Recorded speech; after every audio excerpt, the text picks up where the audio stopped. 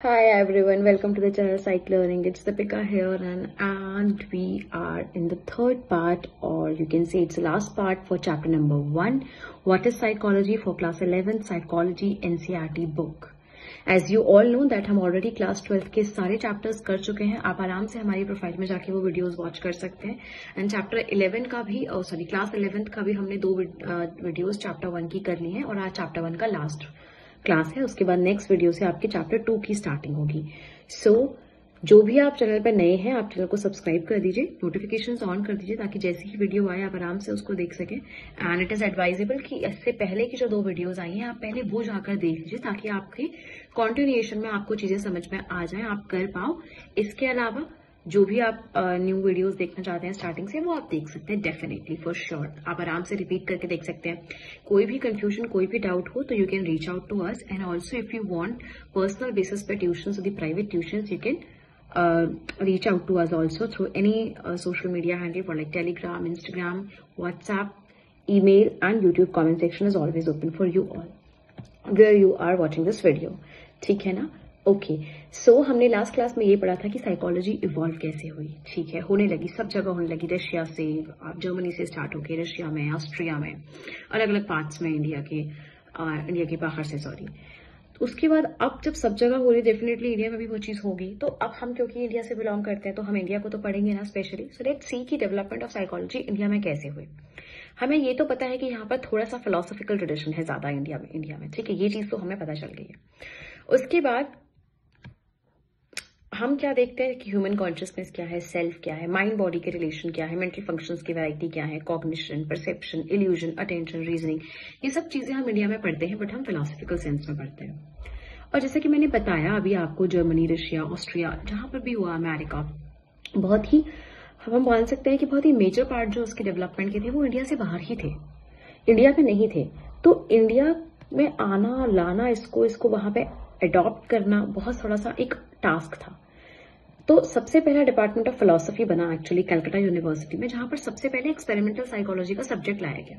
क्योंकि आपको मैंने बताया कि विलियम वुंट ने लीप्जिग जर्मनी में एक्सपेरिमेंटल साइकोलॉजी स्टार्ट करी, तो कहीं ना कहीं वो फेमस हुई क्योंकि उन्होंने वो स्टार्ट करी.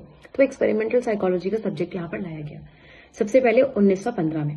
फिर कैलकाटा यूनिवर्सिटी में 1916 में एक्चुअली में पहला साइकोलॉजी डिपार्टमेंट बनाया गया for this. Okay. Then doctor N Sen Gupta जो कि यूएसए से पढ़ के आए थे वुंट के अंडर, उन्होंने वो स्टार्ट किया.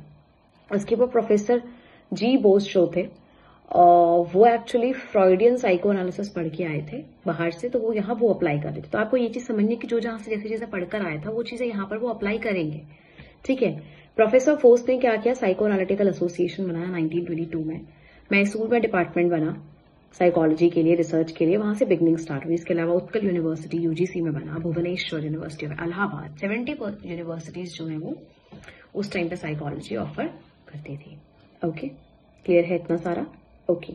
अब हम एक थोड़ी सी मजेदार चीज करेंगे जो कि एक्चुअली में ऐसा नहीं कि ऐसा हुआ. This is what Durganand Sinha wrote in his book. अपनी किताब में दुर्गानंद सिन्हा ने लिखा कि कैसे साइकोलॉजी इंडिया में आई.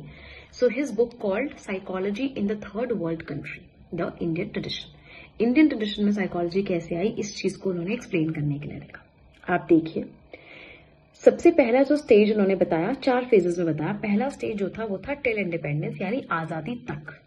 1947 में हम आजाद हुए, तब तक का जो फेज था वो 1947 का फेज था. तब तक कैसे इंडिपेंडेंस आया, कैसे साइकोलॉजी आया.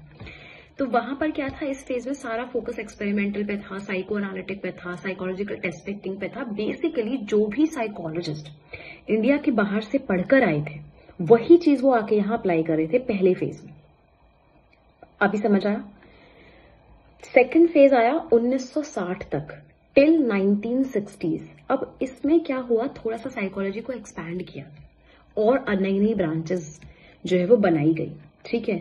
और इंडियन आइडेंटिटी को देखा गया, थोड़े बहुत वेस्टर्न आइडियाज को इंडियन सिचुएशन में स्टडी करने लगे. लेकिन फिर भी प्रॉपर नहीं आया. अब जो उसके बाद आया पोस्ट 1960s, यानी 1960 के बाद आया, वो आया प्रॉब्लम ओरिएंटेड रिसर्च. कि भाई हमें अब ये नहीं पढ़ना कि भाई हाँ साइकोलॉजी है, ये है वो है, हमें समाधान के लिए पढ़ना है, हमें सोल्यूशन के लिए पढ़ना है कि हम ऐसा क्या करें कि हमें सोल्यूशन मिले, हमारे देश में हमारी जो इम्प्रूवमेंट है वो हो. समझ आया आपको? This is your this. तो यहाँ पर थोड़ा प्रॉब्लम पे फोकस किया गया, देखा गया कि हम क्या स्टडी कर सकते हैं, क्या नहीं कर सकते अपनी सिचुएशन के हिसाब से। और फिर फाइनली लेट 1970s में उन्होंने बोला कि देखो ऐसे नहीं चलेगा कि हम सिर्फ बाहर की चीज़ों को एक्सेप्ट करें और उसी हिसाब से हम स्टडी करें, not going to work anyway. Okay, आपको क्या करना है, आपको उसको अपनी सेटिंग में अडेप्ट करना है। वहां पर कॉन्सेप्ट आया इंडिजनाइजेशन का। इंडिजनाइजेशन क्या होता है समझते हैं आप? इट्स बेसिकली कि जो भी एक लोकल जगह पर, नॉट अबाउट इंडिया, कंफ्यूज मत हो कि इंडिजिनस है तो वो इंडिया के लिए, indigenous is about any country जो उसके लिए लोकल हो। आप उस चीज को अपनी कंट्री के लिए जो चीज लोकल है उसमें आप सेटल कर दे रहे हो, सो दैट कि you can apply that thing in your own world. Because बाहर के कॉन्सेप्ट, बाहर के वर्ड आप अपने देश में नहीं इस्तेमाल कर सकते हो, तो आप उसको लेकर आ रहे हो अपने उसमें अडेप्ट करके, तो दैट आप उसे, जो आपको ठीक लग रहा है आप उसे ऐड करो, जो नहीं लग रहा है उसको आप नहीं करो। इस तरह से साइकोलॉजी इंडिया में आने लगी। और अभी तो साइकोलॉजी, जो इंडियन साइकोलॉजी है, it is emerging in a very good rate. I hope you all know, we can have that discussion, but अभी we need to focus on syllabus, so this is what we have to do. So इस तरह से जो India है वो psychology I और बहुत सारे अलग अलग अप्रोचेस में आई। तो आपकी HRDs, sports directors, IT industries, इन सब जगहों पर ये इस्तेमाल होती है। अब इसके अलावा साइकोलॉजी की ना ब्रांचेस होती हैं। आपने देखा होगा वो लोग बोलते हैं कि स्पेशलाइजेशन आपने किस में करी है, इंडस्ट्रियल साइकोलॉजी में करी है या किस चीज में करी है, तो इस तरह के क्वेश्चंस आपसे पूछे जाते हैं। तो वो जो ब्रांचेस की हम बात करते हैं वो हम देखेंगे कि क्या है।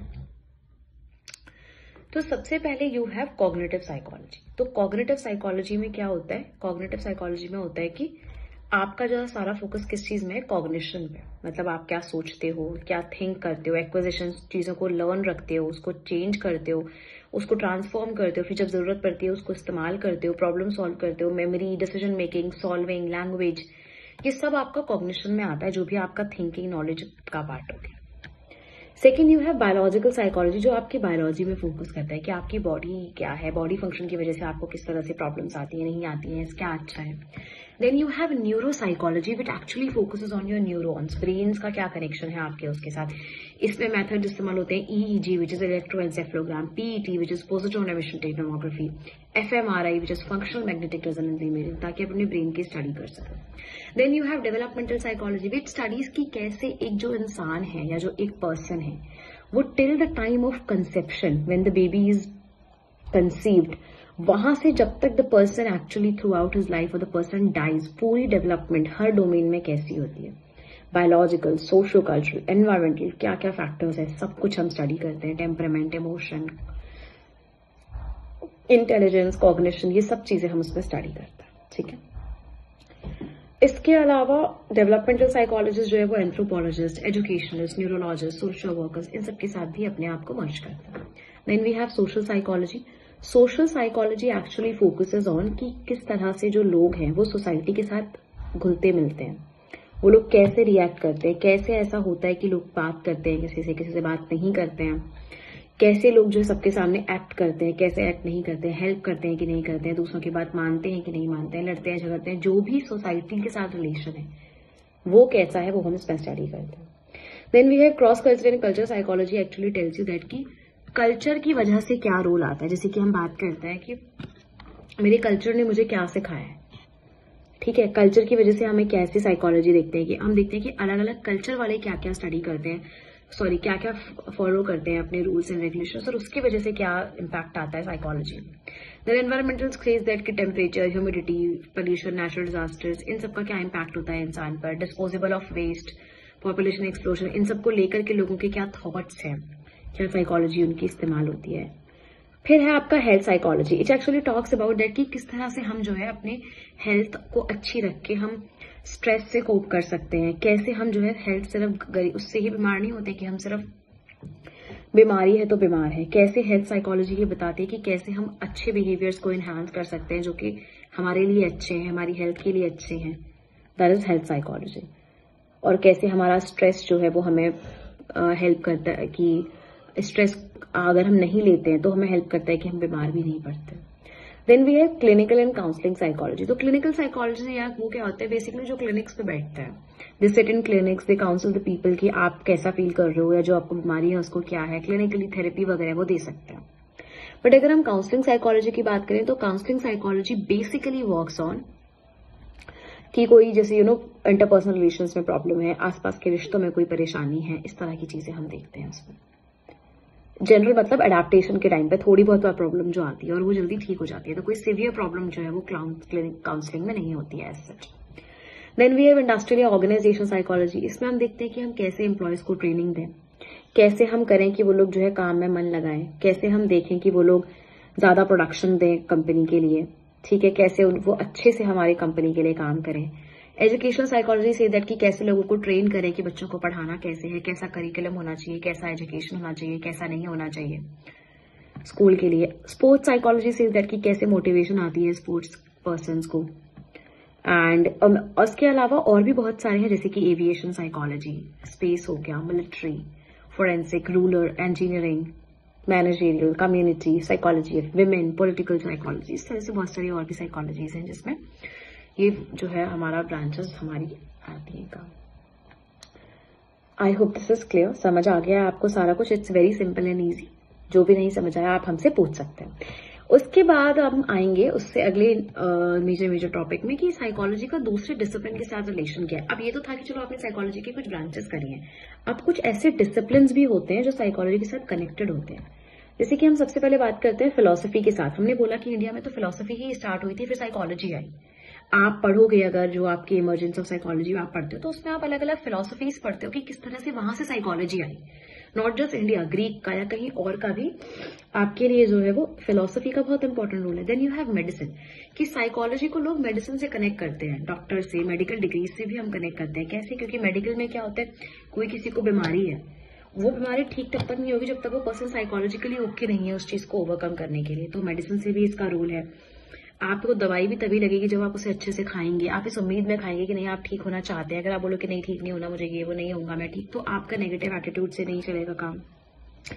Then you have economics and political science and sociology. अब क्या होता है, इकोनॉमिक्स में आप साइकोलॉजी को रिलेट करते हो कि कैसे लोग खर्चा करते हैं, कैसा नहीं करते, कैसा पैसे संभालते हैं, किस चीज को खरीदते हैं, किस चीज को नहीं खरीदते, सारी इकोनॉमी है। पॉलिटिकल साइंस इज दैट कि कैसे कोई अपने रूलर को चूज करता है, कैसे कोई रूलर को चूज नहीं करता है, क्या क्या चीजें देखता है वो पॉलिटिक्स के लिए, कैसे क्या क्या चीजें वो खुद अपनी लाइफ में पॉलिटिक्स अगर लगानी होती है तो वो लगाते हैं, कैसे वो चीजें हम पढ़ेंगे। Then you have sociology. Sociology तो बहुत इंपॉर्टेंट है, पूरा एक्चुअली साइकोलॉजी ही है ये, कि कैसे लोग बात करते हैं किसी से, कैसे किसी के साथ रहते हैं नहीं रहते हैं, सोशल कल्चर बिहेवियर कैसे दिखाते हैं, सोशलाइजेशन कैसे शो करते हैं।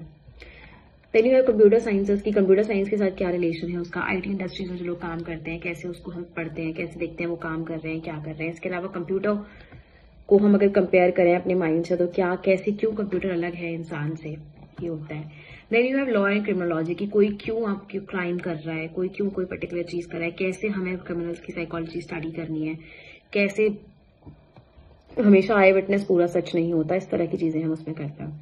Then we have mass communication. So mass communication has to do with कि हम मास मीडिया में कैसे बात कर रहे हैं, कैसे हम लोगों को एडवर्टीजमेंट के थ्रू अपनी जो सेलिंग है वो बढ़ा रहे हैं, किस तरह से हम उसे डील करें मास मीडिया के साथ, हम उसको स्टडी करते हैं। Then music and fine arts की कैसे जो गाने होते हैं जो बहुत सॉफ्ट म्यूजिक होते हैं, जो ड्राइंग करके लोगों को बेटर फील होता है, साइकोलॉजिकली कामनेस फील होती है, जो थेरेपीज होती है, music therapies, ragas and all. Then we have architecture and engineering, की किस तरह से घर बनाया जाए, किस तरह से रूम इस तरह से बनाया जाए, घर बनाया जाए कि आप जो है वो बेटर उसमें फील करो, जगह का इस्तेमाल भी हो जाए, स्पेशियस भी हो जाए और वो थोड़ा सा पॉजिटिव भी हो उसके लिए। तो इस तरह की फील्ड के साथ भी साइकोलॉजी का कनेक्शन रहता है। Then the last is psychology in everyday life. This is very very bit easy. इस पर तो एक्चुअली बहुत लंबा डिस्कशन हो सकता है, बट आप इसे रीड कर सकते हैं। This is actually telling about कि कैसे आप एवरीडे में खुद को अपने आप को समझाओ। किसी ने आपको कुछ बोल दिया, आप बिल्कुल गुस्सा होकर बैठ जाते कि oh how he said this to me and ये, और आप ऐसे नहीं करना है।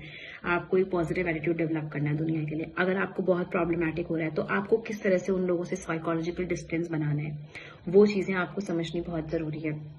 किस तरह से आप डील करोगे पॉपुलेशन, पॉवर्टी, इंटरपर्सनल कॉन्फ्लिक्ट्स, ये सब चीजें आप कैसे करोगे। तो hence it is no surprise that कि हमें साइकोलॉजिस्ट जो है वो अलग अलग सेटिंग्स स्कूल्स में मिलते हैं, हर जगह पर मिलते हैं।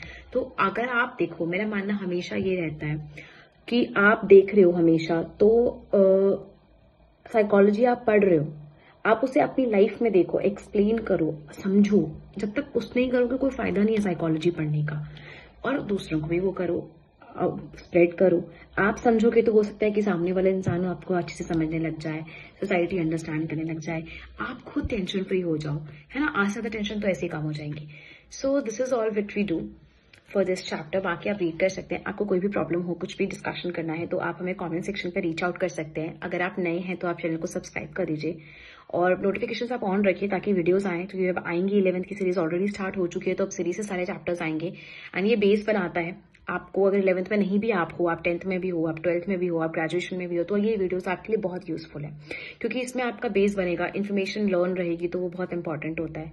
And this is all what I want to say. Take good care of yourselves. All the best for your exams who are giving this year 12th and जो 11th में भी हैं या और भी कोई एग्जाम दे रहे हैं, और कोई भी और एग्जाम की पर्टिकुलर सीरीज अगर आप चाहते हैं तो उसके लिए भी आप बताइए, सो दैट हम उसके लिए भी एक सीरीज लॉन्च कर सकें या एक कोर्स लॉन्च कर सकें। एंड टिल देन अपना ध्यान रखिए। जितनी भी वीडियोस अवेलेबल हैं फ्री में, आप प्लीज उन्हें एटलीस्ट वॉच कर लीजिए, सो दैट आपकी नॉलेज तो बढ़ जाए। And take care, bye bye.